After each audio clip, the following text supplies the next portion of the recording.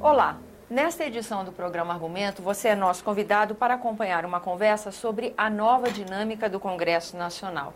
Quem conversa conosco sobre o assunto é o vice-presidente do Senado, senador Jorge Viana. E o nosso tema é justamente a partir de agora, depois dessas eleições, a gente está vendo uma oposição mais aguerrida, ao mesmo tempo a gente está vendo um trabalho de investigação feito pela Polícia Federal na Operação Lava Jato, vários temas assim quentes que confluem para a nossa casa. E é por isso que nós estamos aqui com o senador Jorge Viana. Obrigada pela sua presença aqui no nosso programa, senador.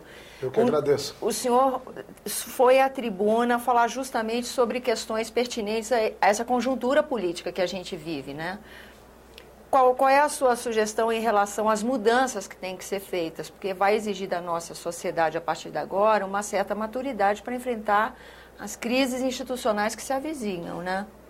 Eu, primeiro, acho muito perigoso a maneira como as coisas são colocadas por alguns veículos de comunicação, parecendo que tem um governo agora que está praticando corrupção, um governo que está colaborando para que haja uma ação combinada de político com empresários, quando eu tenho certeza que quem tem mais informação chega à conclusão de que nós temos um problema no país, no Brasil. Essas histórias de financiamento, de desvio de recursos públicos para financiar político e financiar partido não começou agora. Felizmente, com o trabalho do governo do presidente Lula e da presidenta Dilma, que aparelharam a Polícia Federal, criaram condição para o Ministério Público, inclusive, funcionar plenamente, e outros mecanismos de leis, de punição, foram todos criados no governo do PT. É que nós estamos agora vendo a apuração que nunca acontecia.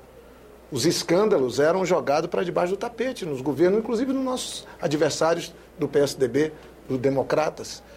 O problema é que quando tem um escândalo que envolve esses partidos, aí é o mensalão de Minas, não é mais o do PSDB.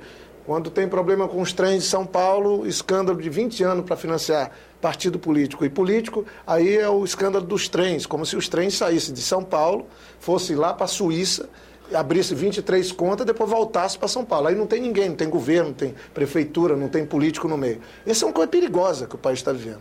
E eu acho, sinceramente, que é tão grave a situação, e eu não estou aqui querendo passar a mão na cabeça de ninguém, o PT precisa tomar atitudes, o governo também, mecanismo mais forte ainda. Que atitudes do PT o senhor reconhece? Por exemplo, o partido existe para combater a corrupção, não pode conviver com ela. Se alguém cometer uma falha, essa pessoa tem que sair. Claro que a gente não pode prejulgar nem condenar ninguém previamente, mas não dá para adorar a pílula.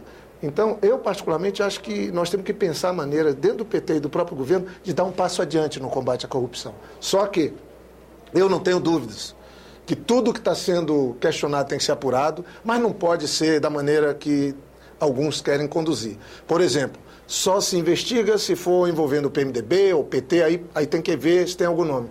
Mas as mesmas empresas que estão sendo acusadas de fazer tráfico de influência, de desviar recursos, elas financiaram todos os partidos, os democratas, o PSDB, todos. Nós estamos...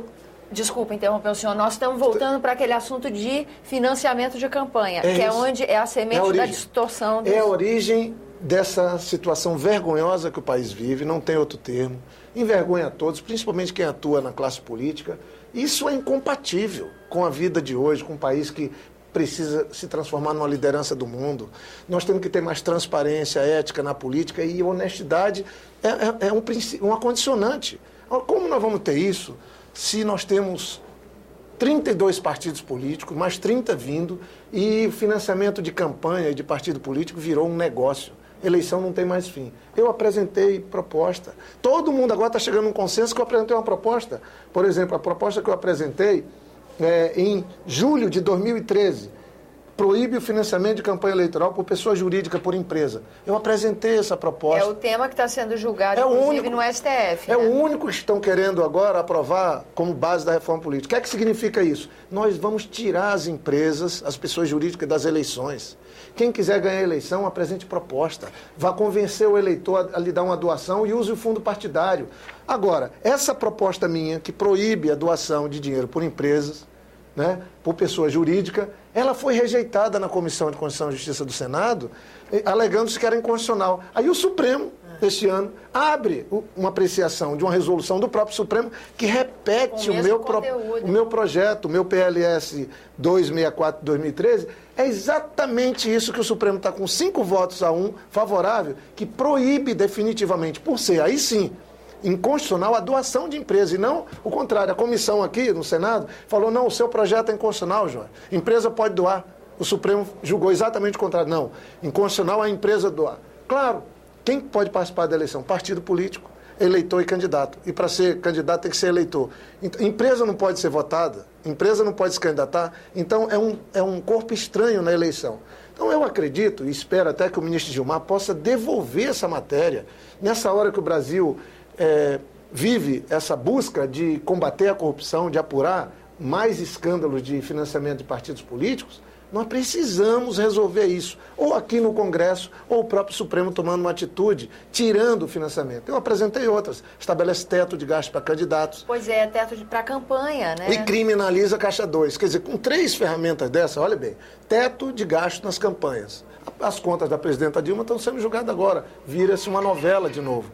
Hoje em dia, não tem limite de gasto de candidato. Ele manda um ofício informando que vai ter a despesa X ou Y. E nem de doação, né, senador? Não tem teto nem de doação, nem de campanha. Não, tem de doação tem. De doação para pessoa física, pessoa jurídica tem regra. Tem. Só que a lei eleitoral diz que tem que ser estabelecido um teto de gasto para candidato. Nunca ninguém fez. Eu apresentei um projeto que foi muito elogiado pela OAB, pelo Movimento pela Ética na Política e Combate à Corrupção, que estabelece teto de gasto para candidato, que torna a Caixa 2 crime de 5 a 10 anos para quem cometer e estabelece também a proibição de empresas doarem nas campanhas. Se nós fizéssemos 3 coisas dessas, ficaria mais fácil fiscalizar abuso econômico nas eleições, quem tem boas propostas teria chance de ganhar, quem ganha a eleição às custas do dinheiro público estaria fora e a gente acabava com essa relação promíscua, me desculpe o termo, que existe entre empresas que trabalham com contratos públicos, seja nos municípios, nos estados ou na União Federal,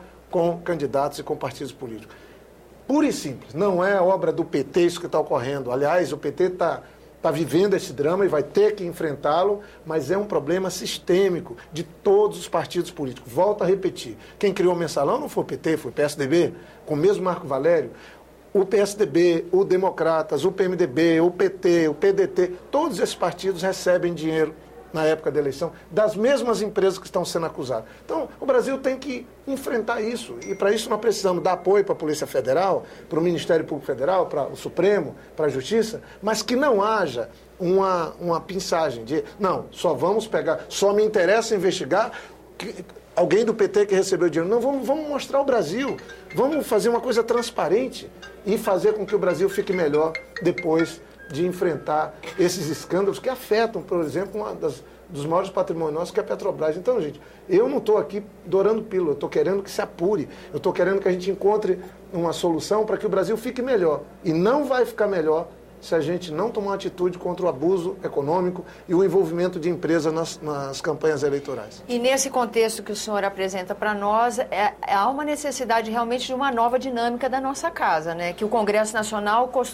passe a adotar outra postura para, inclusive, angariar novamente credibilidade com a sociedade. Olha, essa semana mesmo, eu estou muito contente, eu sou vice-presidente da Casa, o presidente Renan, nós fizemos uma prestação de conta, vai estar constando um relatório, mostrando que o Senado hoje é a instituição tida por órgãos que analisam, que são independentes dos órgãos de instituições como o Supremo, o Executivo e as casas legislativas. O Senado é a que mais tem transparência.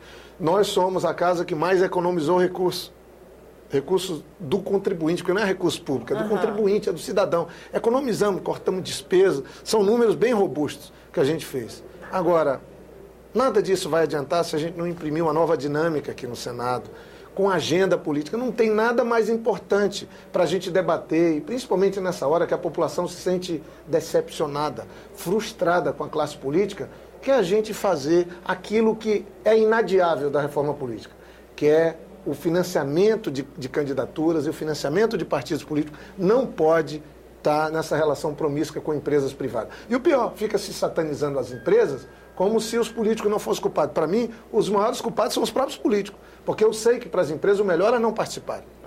Vamos botar o cidadão os políticos e os partidos. Já temos o fundo partidário, tiraríamos as empresas e eu acho que aí o Brasil passaria a ter mais respeito pelos partidos, pelos mandatos, pela classe política, e nós teríamos um país que aqueles que têm boas ideias, bons propósitos, poderiam se candidatar. Hoje é impossível. Tem que ter um banco financiando um candidato e uma banca de advogados para defender, porque as eleições não têm fim.